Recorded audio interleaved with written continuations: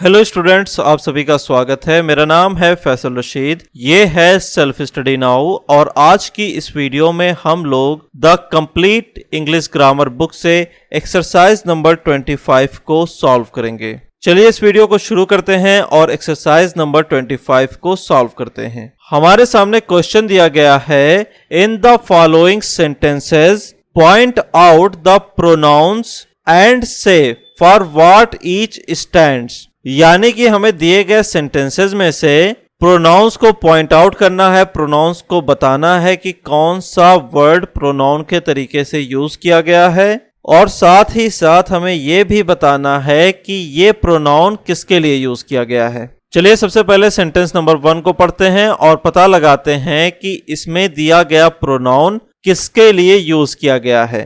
यहां पर लिखा हुआ है, Alice was not a bit hurt and she jumped up on to her feet in a moment. इस सेंटेंस में हम देखेंगे शी एक प्रोनाउन है और इस प्रोनाउन का यूज किया गया है एलिस को रिप्लेस करने के लिए। ये प्रोनाउन अपने नॉमिनेटिव केस में है और ये थर्ड पर्सन का सिंगुलर नंबर का प्रोनाउन है। चलिए अब चलते हैं सेंटेंस नंबर 2 पर। यहां पर लिखा हुआ है, there were doors all round the hall but they were all locked. इस सेंटेंस में आप देखेंगे दे का यूज किया गया है और दे एक प्रोनाउन है।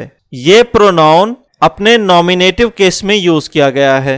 ये प्रोनाउन भी थर्ड पर्सन का प्रोनाउन है और ये एक प्लूरल नंबर का प्रोनाउन है। चलिए अब चलते हैं सेंटेंस नंबर 3 पर। यहां पर लिखा हुआ है, Alice opened the door and found that it led into a small passage. इस सेंटेंस में आप देखेंगे इट का यूज हुआ है। यहां पर इट एक प्रोनाउन है और ये प्रोनाउन अपने एक्यूजेटिव केस में मौजूद है। इसके अलावा ये थर्ड पर्सन का प्रोनाउन है और अपने सिंगुलर फॉर्म में यूज किया गया है। अब चलिए चलते हैं सेंटेंस नंबर 4 की तरफ। यहां पर लिखा हुआ है, I wish I hadn't cried so much said Alice. यानी कि एलिस ने कहा, काश मैं इतना ज्यादा ना रोती। इस सेंटेंस में हम देखेंगे आई एक प्रोनाउन है जो 2 बार यूज किया गया है। आई नॉमिनेटिव केस का प्रोनाउन होता है, फर्स्ट पर्सन का ये प्रोनाउन होता है। इसके अलावा ये सिंगुलर नंबर के लिए यूज किया जाता है। अब चलिए सेंटेंस नंबर 5 पे चलते हैं। यहां पर लिखा हुआ है, you are not attending said the mouse to Alice severely what are you thinking of. मतलब ये हुआ कि तुम ध्यान नहीं दे रही हो। चूहे ने एलिस से जोर से कहा, तुम क्या सोच रही हो। इस सेंटेंस में हम देखेंगे कि हमारे सामने प्रोनाउन कौन कौन से यूज किए गए हैं। यहां पर आप देखेंगे यू का यूज हुआ है और सेंटेंस के दूसरे पार्ट में भी यू का यूज हुआ है। ये दोनों बेसिकली एक ही नाउन के लिए यूज किए गए हैं और वो नाउन है एलिस। यू एक सेकेंड पर्सन का प्रोनाउन है जो अपने एक्यूजेटिव केस में है। ये सिंगुलर और प्लूरल दोनों नंबर के लिए यूज होता है। कॉन्टेक्स्ट के हिसाब से ये डिफाइन होता है कि ये सिंगुलर के लिए यूज किया गया है या प्लूरल के लिए यूज किया गया है। यहां पर एलिस एक सिंगुलर नाउन है तो यहां पर यूज होने वाला प्रोनाउन यू ये भी एक सिंगुलर नंबर का प्रोनाउन है। अब चलिए चलते हैं सेंटेंस नंबर 6 पर। यहां पर लिखा हुआ है, come back the caterpillar called after her Alice turned and came back again.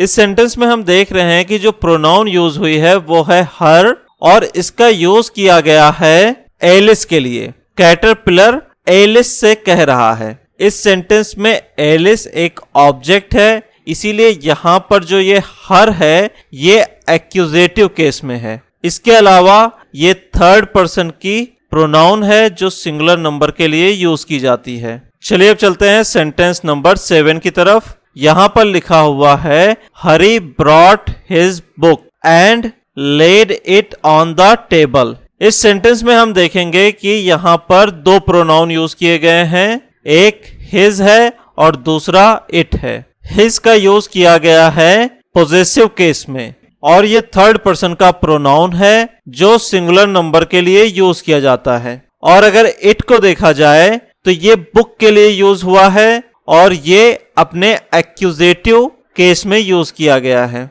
ये भी थर्ड पर्सन का प्रोनाउन है और ये सिंगुलर नंबर के लिए यूज किया जाता है। चलिए अब चलते हैं सेंटेंस नंबर 8 की तरफ। यहां पर लिखा हुआ है Karim has lost his dog and can not find it. इस सेंटेंस में हम देखेंगे इट का यूज किया गया है डॉग के लिए। तो इट क्या है?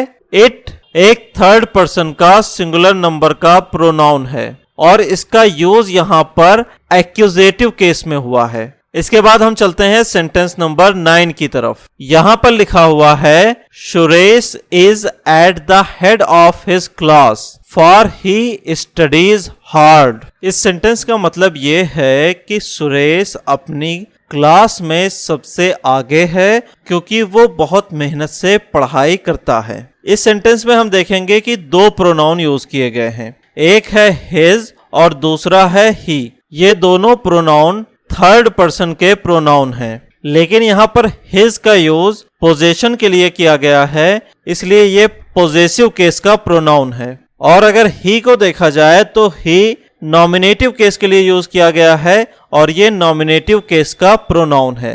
अब चलिए चलते हैं पेज नंबर 2 पर। यहां पर लिखा हुआ है सेंटेंस नंबर 10। सेंटेंस नंबर 10 में लिखा हुआ है Rama you are a lazy boy.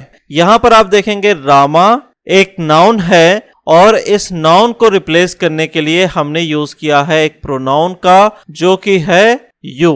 अब ये प्रोनाउन जो है ये अपने नॉमिनेटिव केस में यूज की गई है। ये सेकेंड पर्सन की पर्सनल प्रोनाउन है और ये सिंगुलर नंबर के लिए यहां पर यूज हुई है। चलिए चलते हैं सेंटेंस नंबर 11 पे। यहां पर लिखा हुआ है the camel is a beast of burden it is used to carry goods across the desert. इस सेंटेंस में हम कह रहे हैं कि ऊंट बोझा ढोने वाला एक जानवर है और इससे रेगिस्तान में सामान ढोया जाता है। हम यहाँ पर देखेंगे कि कौन कौन सा प्रोनाउन यूज हुआ है इस सेंटेंस में। तो यहाँ पर सिर्फ आपको एक ही प्रोनाउन देखने को मिलेगा और वो है इट। इट का यूज यहाँ पर हमने कैमल के लिए किया है, तो इट यहाँ पर अपने नॉमिनेटिव केस में होगा क्योंकि इसको सब्जेक्ट के लिए यूज किया गया है। इसके अलावा इट थर्ड पर्सन का पर्सनल प्रोनाउन होता है और ये सिंगुलर नंबर के लिए यूज किया जाता है। अब चलिए चलते हैं सेंटेंस नंबर 12 पर। यहां पर लिखा हुआ है the female lion is called a lioness she has no mane. इस सेंटेंस का मतलब ये हुआ कि शेर की फीमेल को लॉयनेस कहा जाता है और उसके पास कोई बाल नहीं होते हैं। मेन क्या है? मेन बाल को कहते हैं। जो गर्दन के ऊपर शेर के बाल होते हैं उसको मेन कहते हैं। यहाँ पर आप देख सकते हैं ये रहा लायन और लायन के ऊपर जो ये गर्दन पे आपको बाल देखने को मिल रहे हैं इन्हीं को कहा जाता है मेन। तो शेरनी जो होती है उसके पास ये गर्दन के बाल नहीं होते हैं और यही इस सेंटेंस में कहा जा रहा है। हम देखेंगे कि यहाँ पर है शी। अब ये शी किसके लिए यूज हुआ है? ये लॉयनेस के लिए यूज हुआ है। ये किस पर्सन का प्रोनाउन है? ये थर्ड पर्सन का प्रोनाउन है। यहां पर ये नॉमिनेटिव केस में यूज हुआ है और ये सिंगुलर नंबर का प्रोनाउन होता है। चलिए अब चलते हैं सेंटेंस नंबर 13 की तरफ। यहां पर लिखा हुआ है the horse fell down and broke it's leg. इस सेंटेंस में आप देखेंगे कि इट्स नाम की एक प्रोनाउन यूज की गई है जो बात कर रही है घोड़े के पैर के बारे में। यहां पर ये पॉजेसिव केस में यूज की गई है और ये थर्ड पर्सन की पर्सनल प्रोनाउन है जो सिंगुलर नंबर की होती है। चलिए अब चलते हैं सेंटेंस नंबर 14 की तरफ। यहां पर लिखा हुआ है birds build their nests in trees.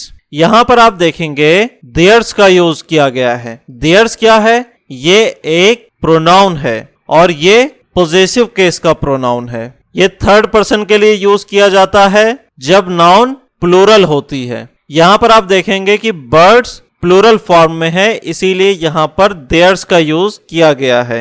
चलिए अब चलते हैं सेंटेंस नंबर 15 की तरफ। यहां पर लिखा हुआ है if the thief is caught he will be punished. यहाँ पर जो प्रोनाउन यूज किया गया है वो है ही, और ही जो है ये थर्ड पर्सन का प्रोनाउन होता है और ये एक नॉमिनेटिव केस का प्रोनाउन होता है। ये सिंगुलर नंबर के लिए यूज किया जाता है। चलिए अब चलते हैं सेंटेंस नंबर 16 की तरफ। यहाँ पर लिखा हुआ है train up a child in the way he should go. इस सेंटेंस में हम देखेंगे ही का यूज किया गया है।